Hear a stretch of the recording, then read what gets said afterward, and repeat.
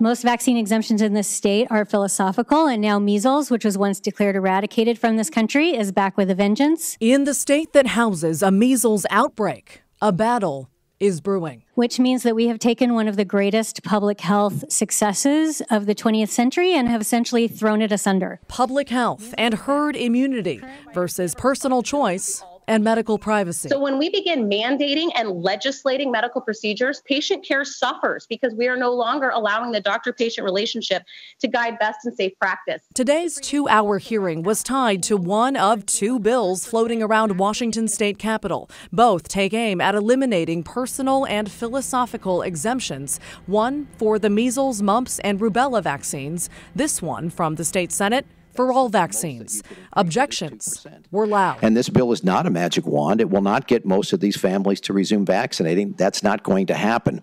There is such tremendous pressure to vaccinate. By the time a family chooses not to vaccinate, they're very committed to that decision. The hearing got underway as clinics to administer the MMR vaccine wrapped up. Scenes like this common in Oregon right now. Today was the vaccination deadline for Oregon students, a deadline that has new urgency amid the outbreak. I think it makes it a real rather than a theoretical problem. That's Oregon State Representative Mitch Greenlick, the man pushing a bill similar to those in Washington. Only his goes a step further, banning religious exemptions too. He expects ample pushback, but says he's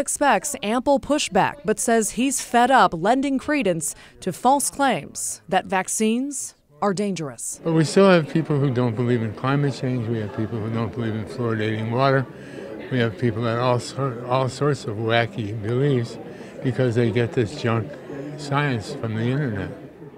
And this all comes, by the way, alongside headlines like this one. The FDA chief telling CNN this week if states don't rein in what he calls lax vaccination exemption laws, the feds may step in and do it for them.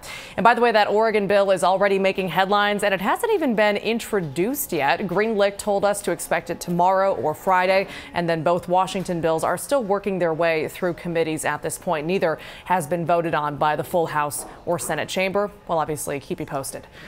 Guys, back to you.